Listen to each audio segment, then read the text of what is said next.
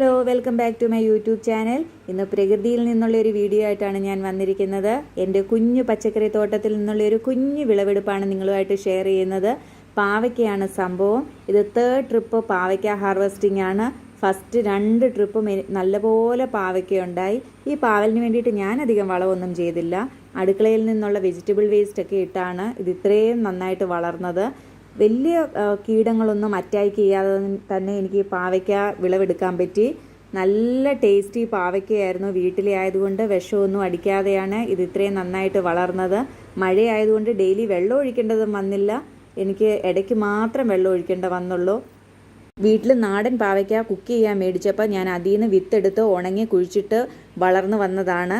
ഞാൻ വളരെ കുറച്ച് സംരക്ഷണം മാത്രം നൽകിയുള്ളെങ്കിലും ഇതെനിക്ക് നല്ലതുപോലെ ഫലം തന്നു. ഇതുപോലെ നമ്മൾ ലൈഫിൽ കുറച്ച് സമയമൊക്കെ മാറ്റി വെച്ച് കഴിഞ്ഞാൽ നമുക്ക് വിഷരഹിതമായ പച്ചക്കറി കൊണ്ട് ചോറുണ്ണാൻ പറ്റും.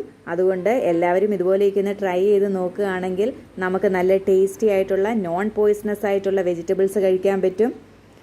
എന്നെ സംബന്ധിച്ച് ഏറ്റവും വലിയൊരു സന്തോഷമുള്ളൊരു കാര്യമാണ് ഞാൻ തന്നെ നട്ടു വളർത്തി ഞാൻ തന്നെ സംരക്ഷിച്ച് ഇതുപോലെ വിളവെടുക്കാൻ പറ്റുക എന്ന് പറഞ്ഞാൽ അതൊരു വലിയൊരു ഹാപ്പിനെസ് ആണ്.